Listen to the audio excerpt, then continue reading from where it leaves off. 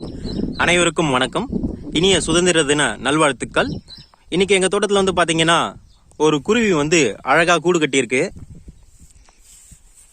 இந்த செடியில தான் அந்த குருவி வந்து கூடு கட்டியிருக்கு. ரொம்ப நாளா கூடு கட்டிட்டு இருந்ததுங்க. இப்போ கூடு கட்டி ஒரு வழியா செட்டில் ஆயிடுச்சுங்க. அதுக்கப்புறம் வந்து பாத்தீங்கன்னா இந்த கூட்டுல வந்து பாத்தீங்கன்னா அடுத்ததான் வந்து ஒரு சின்ன முட்டை ஒன்று வச்சிருக்கு.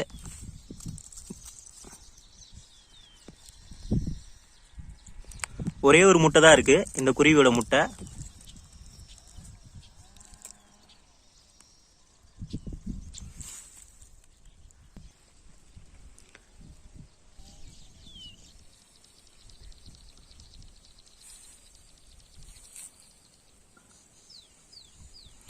பார்ப்போம் இந்த ஒரு முட்டை எத்தனை முட்டை ஆகுதுன்னு பார்ப்போம்.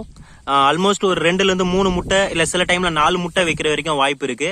அதுக்கப்புறம் வந்து பாத்தீங்க அப்படின்னா இது கொஞ்ச நாள் அப்படியே ஒரு வாரம் வரைக்கும் அடகாக்கும். அடகாத்துட்டு வந்து பாத்தீங்க அப்படின்னா குருவி குஞ்சுங்களை பொரிச்சிடும்.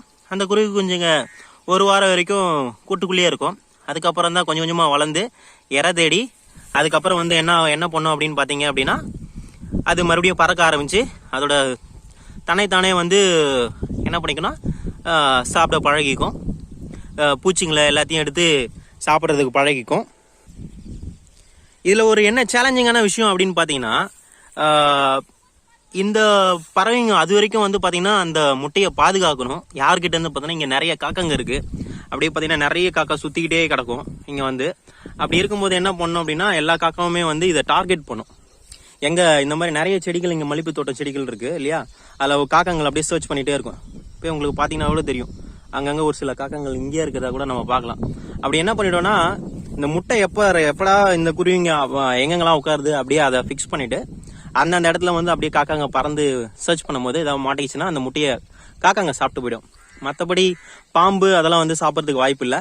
காக்காங்க மட்டும் சாப்பிட்ரும். அந்த காக்கா கிட்ட இருந்து இது வந்து உழைச்சி வந்தால் மட்டும்தான் என்ன பண்ண முடியும்னா அதை இது பண்ண முடியும், சக்ஸஸ்ஃபுல்லாக வெளியே வர முடியும். பார்ப்போம். இன்னும் ஒரு 2 வீக்ஸ் இருக்குது. இந்த 1 வீக் முடியும் போது என்ன ஆகும்னா முட்டைகள் கம்ப்ளீட்டாக இட்டு முடிச்சிடும். Thank you. see you in next week.